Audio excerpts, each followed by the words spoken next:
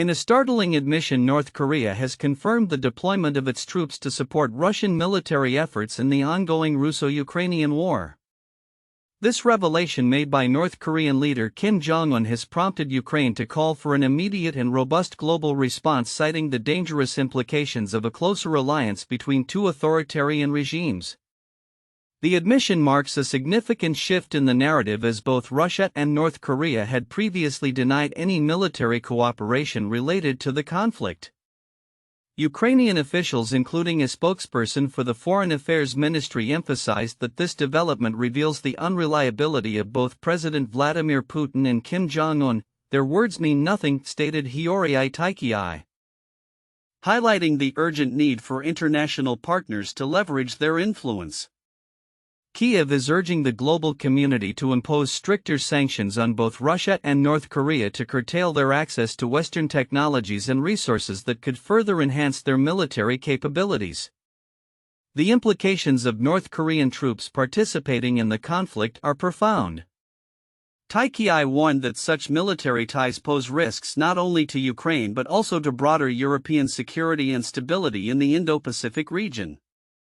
When Russia first began using North Korean ballistic missiles over a year ago, they were highly inaccurate. Now they've become much more precise due to testing in Ukraine, he added, indicating a dangerous evolution in the conflict. In a related development, the Kremlin has acknowledged North Korea's involvement with Putin, expressing gratitude for their support. This acknowledgement, coupled with increasing military cooperation, raises alarms about the potential for an expanded conflict and the further entrenchment of authoritarian regimes in global affairs. As tensions escalate, the international community's response will be critical in shaping the future landscape of the conflict.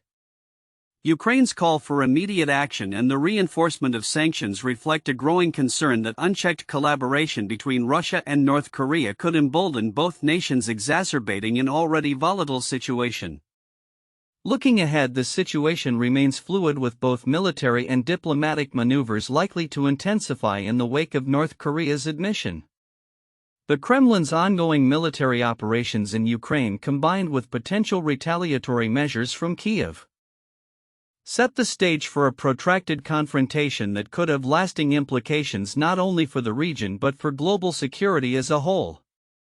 The coming weeks will be pivotal in determining whether the world can effectively respond to this emerging threat and restore some semblance of stability in the region. Latvia has taken a significant step in bolstering Ukraine's defense capabilities by dispatching a new batch of 1,500 combat drones. This shipment, announced by Latvian Defense Minister Andris Spruds on April 29, 2025, is part of a broader commitment to deliver a total of 12,000 unmanned aerial vehicles (UAVs) by the first half of the year. The announcement came alongside a video showing trucks loaded with the drones, emphasizing the logistical efforts behind this military aid. The ongoing Russo-Ukrainian war has underscored the increasing reliance on drone technology in modern warfare, with unmanned systems playing pivotal roles in air, land, and naval operations. Drones have become a defining aspect of this war, Spruds noted, highlighting Ukraine's strategic focus on advancing its aerial capabilities. The latest shipment follows a previous delivery of 1,500 drones sent to Ukraine in early April 2025, indicating a sustained and escalating effort to enhance Ukraine's military strength against Russian aggression. The International Drone Coalition, established in February 2024 and co-led by Latvia and the United Kingdom, currently consists of 18 countries collaborating to supply Ukraine with various types of drones, including reconnaissance UAVs, first-person view FPV quadcopters, and strike drones. Latvia's financial contribution to this coalition is notable, with €5 million allocated to a British-administered fund aimed at supporting Ukraine's defense efforts. Over the past year, approximately €2 billion has been earmarked for drone-related initiatives, resulting in the delivery of around 100,000 combat UAVs, primarily of the FPV variety. Latvia's commitment to the drone coalition extends beyond immediate military aid. The country plans to allocate an additional €20 million in 2025 for drone purchases specifically for Ukrainian forces. This financial backing follows a successful year in which Latvia delivered nearly 5,000 drones to Ukraine, reflecting a robust commitment to support Ukraine's defense sector. As Ukraine continues to innovate within its military technologies, it has reportedly achieved a remarkable feat. Over 95% of the UAVs currently deployed at the front lines are now produced domestically. This shift not only enhances operational efficiency but also allows for rapid adaptations to the evolving battlefield requirements. The production of drones in-house grants Ukraine greater control over technological advancements, enabling quicker responses to the dynamic nature of the conflict. The ongoing conflict also highlights the strategic importance of drones in the broader geopolitical landscape. Recent developments indicate that both sides are increasingly leveraging UAV technology to gain tactical advantages. Ukrainian forces are now capable of mounting significant long-range strikes against Russian infrastructure, further complicating the conflict dynamics. The implications of these advancements are profound as the reliance on drone technology reshapes military engagements and strategies. With the ongoing support from international partners like Latvia, Ukraine's capabilities are likely to continue evolving, raising questions about the future of warfare in this region and the potential for escalated confrontations. In conclusion, as Latvia's drone shipments mark a critical chapter in Ukraine's defense narrative, the evolving landscape of drone warfare will undoubtedly influence future military strategies and international relations. The commitment from Latvia and other coalition members signals a collective resolve to support Ukraine in its fight for sovereignty, with the potential for technological advancements setting new precedents in modern conflict. As the situation develops, the international community will be closely watching the impacts of these military aid initiatives on both the battlefield and the broader geopolitical arena.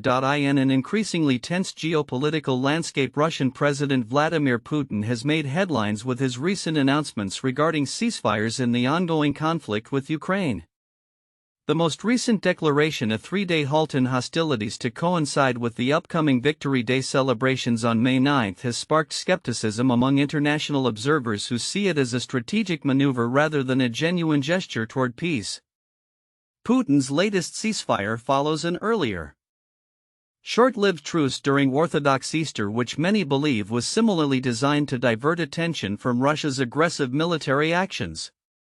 As Ukrainian President Volodymyr Zelensky pointedly remarked, "We value human lives, not parades," underscoring the sentiment that such proclamations may serve more as a smokescreen for continued aggression than as sincere attempts to negotiate peace.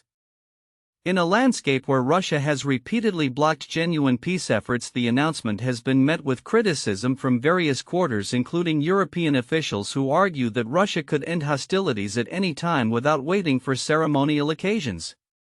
The timing of Putin's ceasefire is particularly telling.